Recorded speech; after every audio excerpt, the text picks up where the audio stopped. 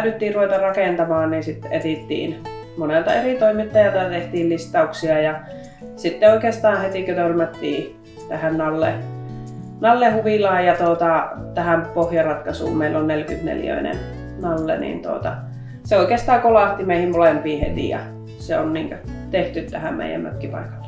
Mistä sitten tämä pohjaratkaisuversio valikoitui? Millä perustein?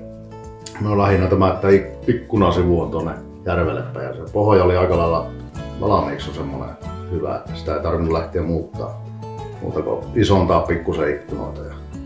Ja vaihdettiin se pari ovi siihen ikkunoiden tilalle ja sitten välillä vuorotyötä tekevänä Jussi saattaa päivisten nukkua, kun ollaan täällä, niin se, että majoitustilat on, vaikka on pieni mökki, niin toisessa päässä ja sitten meillä on ovi, että pystyy sitten päiväaikaa levähälle, jos on yövuoroon lähdössä.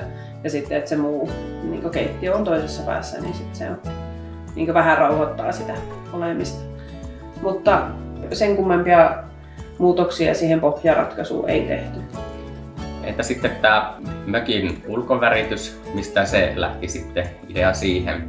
Siinä oli justiin tarkoitus, että se sulautuu tähän ympäröivään tähän luontoon, niin se onnistui kyllä hyvin. Ja me ollaan täällä Mäntymetsän keskellä, niin se sulautuu tänne niin kuin se olisi ollut täällä pitempäänkin. No miten tämä sisustus on sitten muotoutunut? Sisustus on tehty niin, että se on sellainen, mistä me tykätään.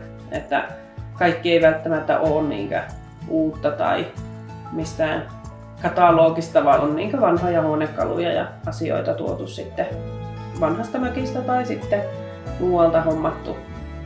Kyllä me ollaan oltu tähän tosi tyytyväisiä, että lapset majoittuu tuolla parvella ja se on vähän niinkö niitten sitä omaa tilaa, missä pystyvät sitten olla ja levittää tavaroita ja sitten tämä alakerta pysyy tämmöisenä niin toivottavasti lähes siistinä. Niin. Parvihan niin tämmöiseen mökkiin se on tosi hyvä.